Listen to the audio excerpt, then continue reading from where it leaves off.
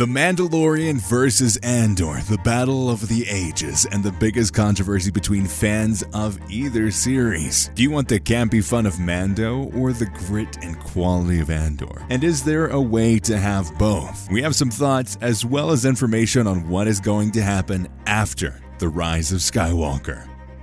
Welcome to Star Wars Uplink, your place for everything Star Wars gaming, the TV shows, and the movies. Let's jump right in. Just you reconsider playing that message for him. First off, one of the biggest discussions that somehow came up recently, again, ever since Andor came out, I think there's a heightened level of expectation when it comes to the quality around Star Wars. And I don't think that's a bad thing. Like, honestly, comparison when it is about something in the same franchise, I think is very good. It allows you to say, hey, are we getting better or are we getting worse when you compare it to the same thing? Obviously, comparing like Marvel versus DC, they're trying to do very different things, might take away some of the joy there. But I think with Star Wars, it's a very interesting discussion that I think is worth having. Andor really set the bar for what we expect to see from Star Wars, just from set pieces to acting, to the writing, to the editing, the cinematography, just the cohesive story that they're trying to tell. They did such a great job with it. I think it's a very fascinating discussion when you go to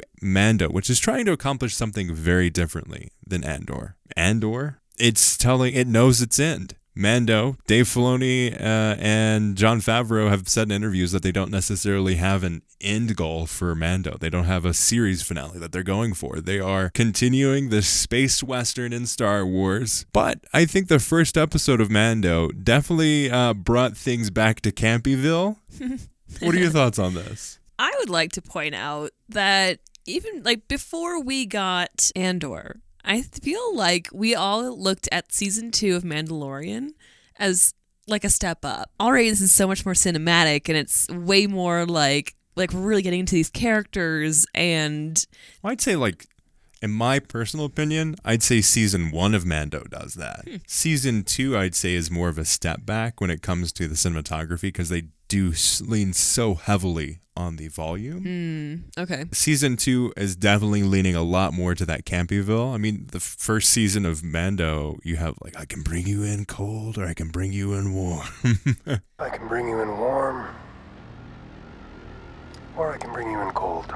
Yeah, I just remember some of the like individual sets that were like, okay, and maybe that was the second one that I'm thinking of. Clearly, I need to rewatch them. The very standard experience with any TV show with Star Wars, except for Andor, where you have like, oh man, they crash landed on this planet, and now like that's the one where Grogu was trying to eat the eggs. Was season 2. I was thinking more of the one where they crash land on that icy planet. No, on the like rice field planet. Oh where yeah, he that... like almost takes his mask off the first time, sort of thing. That definitely was a low point for Star Wars. But was that the first? That was the first season. Okay, see, yes. that's what makes me think of it. So I guess it's been there all along. But yeah, my point is that I think even in some of the episodes for Mandalorian, we were already seeing like, oh, this could be so much more. Oh yeah, I mean the level, even those weird issues and that kind of thing, all of those aside, it's still a very pretty show. Except for when you get to season 3. It seems like they're going for a lot more of TV. Like it looks like a television show. And seasons 1 and 2 feel like a movie. They feel more cinematic. And I think there's a few moments of, except for the dogfights. The dogfights look so freaking good. Yeah. Oh my gosh. But when it comes to like the pirates being on there, it just seemed really weird. Probably because everything was so bright. They were trying to point out a very idyllic world. And that was the issue with the prequels. Everything was way too clean and tidy and shiny. Maybe that's what I'm picking up on. Yeah, could be. Makes it feel more like a set than it is. Real and lived in. But it makes sense. Because they're rebuilding that area. So obviously it's a lot more newer construction. But it's just like, it stands out from what I love about Star Wars, which is that like gritty textures and that kind of thing. I think Andor is something totally new that we've just really never seen from a Star Wars. I mean, most of Star Wars is the fandom, the nostalgia, and just the world that it builds out. It's not necessarily the quality of the storytelling or the quality of the acting or the filming or whatever. It's about telling this wide very big story set around hope and humanity. But Andor, on the other hand, it has all of those pieces. It is so Star Wars. But if you just said, hey, we're going to put in, this is a new place, this is a new franchise, it stands on its own. If you take Star Wars out of it, it is a good story. And I feel like that's kind of that's the charm, but it's also the fault of Andor in a way. Because it's like, it almost feels like this wasn't a story for Star Wars. It was just suddenly shoved in a Star Wars lens. Obviously, that is not true. Interesting. But it has that feeling because it's so planned. Like, it's so well thought out. Yeah, and it follows these beats that we know instinctively. Well, that's why I think it's so interesting to compare the two, because I don't think just because all of the Star Wars that we've gotten has been campy and in some cases subpar or something that like you're going to go see, but it's not going to like blow your mind all the time. Now we have an expectation. We know what we can get in Star Wars television now. That it's like, okay, maybe I do have higher expectations. Maybe I do want Star Wars to be as thoughtful, as well planned out. Like the big debate online recently, it's so funny. Like the more I hear Dave Filoni and Jon Favreau talk about season 3 of Mando, the less excited I get about it. And the more that Tony Gilroy and all these other people talk about Andor, it's more excited I get. It's like, oh man, they're stepping up the game with season 2. They're trying to find different ways to get Diego Luna to tell Andor's story. And with freaking Mando, they're like, well, in Book of Boba Fett, Grogu might have spent like 2 years with Luke Skywalker. It might have happened. So the first season of Mando starts in ABY 9 ABY. Okay. And that's the first season. And then you have the second season, and we're in the third season. And Dave Filoni is like, yeah, I think we're in like 10 ABY now. It's like, you had 2 seasons of a show, and you're on the third season, all in a year? Yeah, that's a lot. And I don't think it's a bad thing for them to be in this interview and not have all of the answers. I don't think that's the case at all. Like, obviously, you're in an interview, you don't know the questions most of the time that are going to be asked, and you're on the spot. But Tony Gilroy was like, yep, this is when we're starting. We're actually going to put BBY on the screen. We also know, like, he says he's not a Star Wars fan, but like the dude knows his stuff. Yeah. Like he's like, oh yeah, we're going to do this. We're going to talk about the Rakuten Empire. We're going to talk about this, this, and this. And we're going to put this piece here because that's interesting. And I'm not a Star Wars fan, but also like this is set in this BBY. And we know that this is going on in this part. We're going to mention this uprising because that takes place in this BBY. And then you got Dave Filoni, Jon Favreau like, yeah, Star Wars, woo. I am saying there's a right way, but I'm not faulting Dave Filoni or Jon Favreau in terms of that. Like when you're in an interview, they obviously have been in many interviews before, but that doesn't necessarily mean you're going to have all of the right answers. You're going to say all the right things because it's not scripted. No. And there has to be so much grace, especially for TV shows where you're pumping out a season. Yeah. Like per whatever. So you're really only looking at this in chunks. Like, also, this show hasn't been on for 2 years. Yeah. Yeah. It's been a hot minute. Yeah. I don't know. I feel like television although I guess Andor is a TV series. That's where everything starts to get complicated. There's the hinge. There's the problem here. You can say, oh, well, we're going to give them some grace. Versus TV series. And then you're like, well, Andor did it very well. Okay. Yeah. Like the whole thing with Star Wars is you can't give the whole thing with Mando and the issues with Mando in certain situations and certain aspects of it has been exemplified due to Andor's success, well thought out story, and all of the things that make Andor so great. I don't want Mando to be as dark and gruesome and gritty as Andor is. No, I don't want that. I want obviously there needs to be a place for different stories, but I want the level of thought and love of telling good stories in a great way that Andor has in Mando. Agreed. I feel like we're seeing 2 different artists And like, this is two different artist pieces of work, you know? Like, It's like we have Andor, which is this like gritty, earthy, hard-hitting human side of Star Wars, and then we have Mandalorian. That's also which like, is the Andor is painted with like acrylic paints and oil, and like it's got all of these like really complicated, complex textures. And then we have the marker piece over here, which is Mandalorian, which is fun. Very and it's creative. Yeah. It's playing around with a lot of different characters. It's like a coloring book versus like an art piece. Like, obviously there's skill in both of those things. I wouldn't go so far to say that Mandalorian is a coloring book. Okay. No, but I just mean in terms of like, it's a coloring book in the aspect of like, you're going to have all of your favorite characters on one page. Right. Not necessarily like it's all like you have to fill in the blanks kind of thing. Gotcha. Oh, okay. Yeah. Yeah. No, in a way, it's easy, I think, to see that as less complex. Mm-hmm. And I don't think it is. I think it's still got its own set of I mean, they're telling mayhem. a very rich, like, father story in Star Wars from a franchise that doesn't have a good track record with fathers. True that. Anakin. Luke Skywalker. Basically all of them except for Mando. So, I mean, there's that. Like, they're telling very interesting things. But the problem with season 3 right now, as far as we know, obviously the next episode comes we're not out. even like, what, 2 episodes in? As this episode comes out, the second one will come out that night, the next day. But you're seeing the story that they're trying to tell with Mando right now is everyone trying to go back to their default perspective and not realizing that's the problem and that's why it failed in the first place. No, I think they definitely have a lot of potential here, and I'm really excited to see what else they do. I hope that we do get more character development. Like, honestly, that's the biggest thing for me. It's like, if we get solid characters, I'm okay. Like, I can overlook a lot of things. Yeah.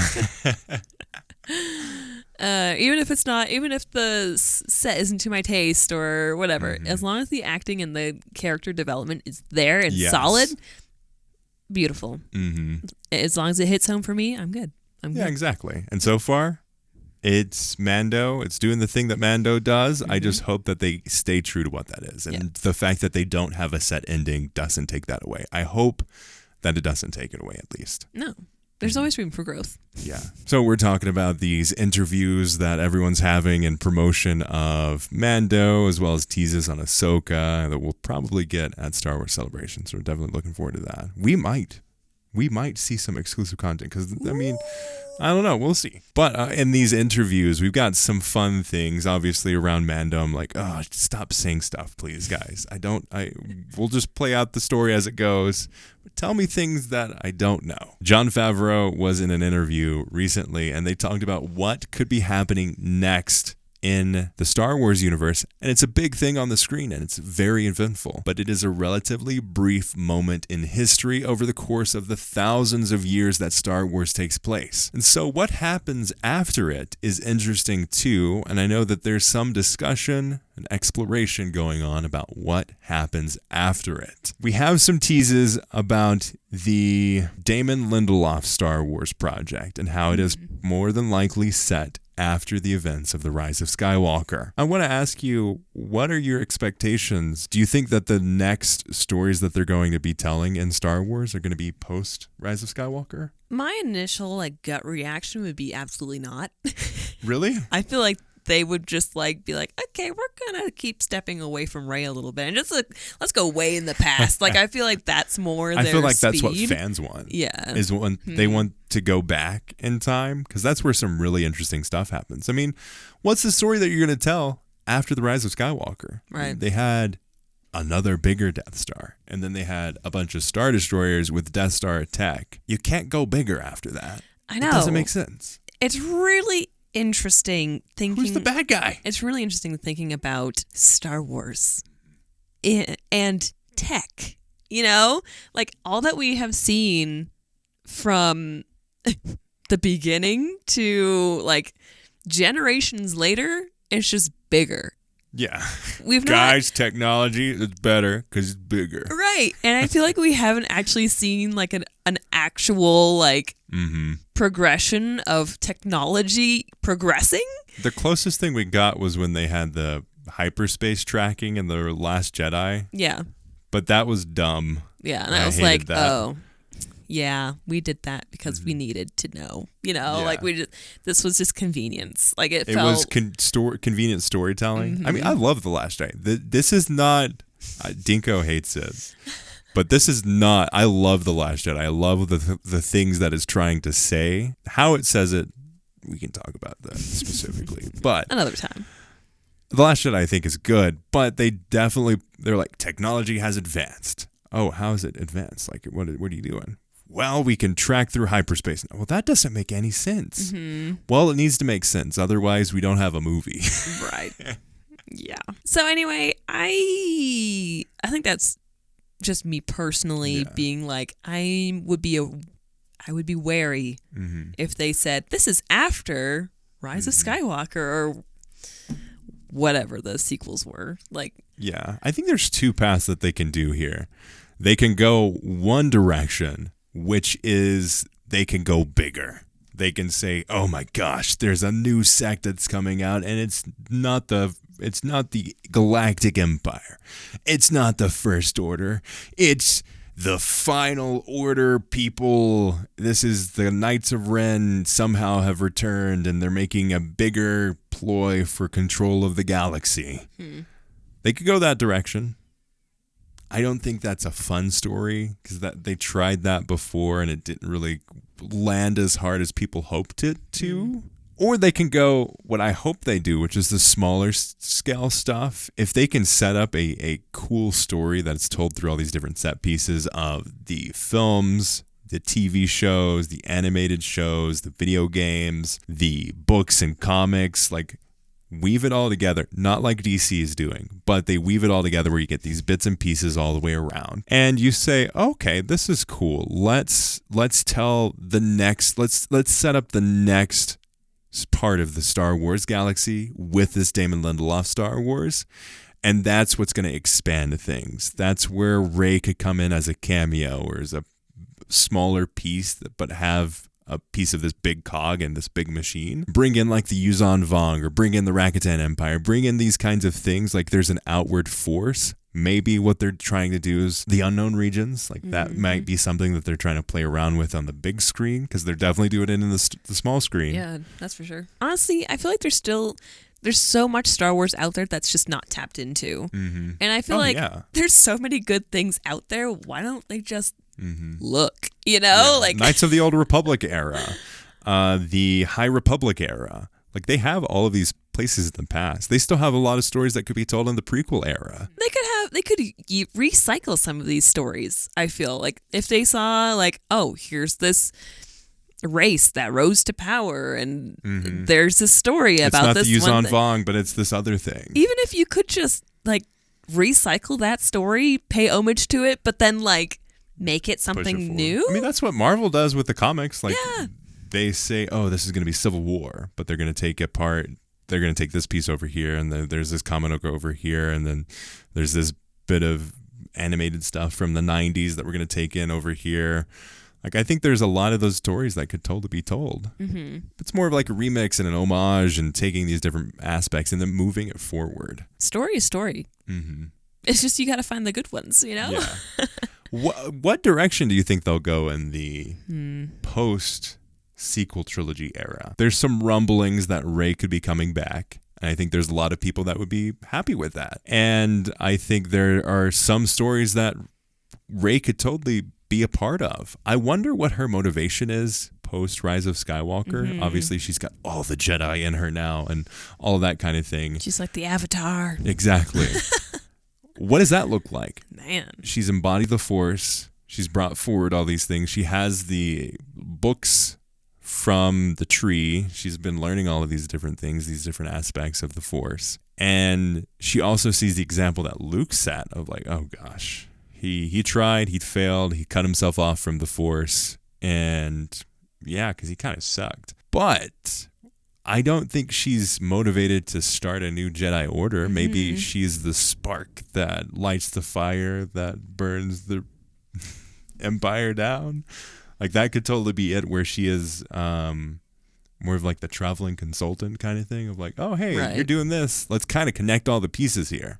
What if she becomes like this guru that like people seek her out and she's just like on top of this giant mountain and people I think that would be a fun. That would be more interesting, and then like cults come about because of her or something like that, and then there's like the good cult and the bad cult because they're both in. That would be amazing. Yeah. That would be fascinating. I don't think they would do that, though. I don't think they would, too. But I think there's the mentions of the lunches that are happening. There's the teases, the different aspects that they're totally playing around with. They're looking at all these different pieces of like, okay, what can we do? Who's interested in coming back? I doubt Poe Dameron would be coming back. They might be able to convince Finn. But I think most of those actors are like, okay, that was a good part of my life. Yep. Now I'm going to do the other thing. I think Daisy Ridley has more interest than any of the other people of coming back. Yeah. But I wonder what her position will be. I think it'd be fascinating to see a story post Rise of Skywalker without her to start things off. Like, what does that look like after the fall of the First Order? What does that look like? We saw an example of it after Order 66. We see an example of it after the fall of the Empire. We see a lot of it in like Mando and Book of Boba Fett, like the remnants of the Empire. Yeah. What does it look like for the First Order? Because they were big, they were massive, but did they have the conviction that the Empire had? Are people still struggling on those different planets? Are they still reeling from the destruction of those 5 planets? Like, right. What does that look like? I think that could be pretty interesting.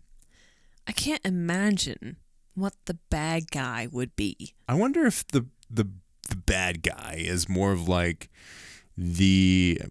obviously it's hard, but I think it'd be fun to do like the internal struggle as the bad guy. Like, you see the dark side maybe it's the main lead or something like that is trying to develop their skills with the Force, and they come upon the dark side and they have that internal battle. Like, it's not necessarily of like, oh, hey, there's this person that I'm going to fight and they're evil. It's, I could be that person. I could be the evil person.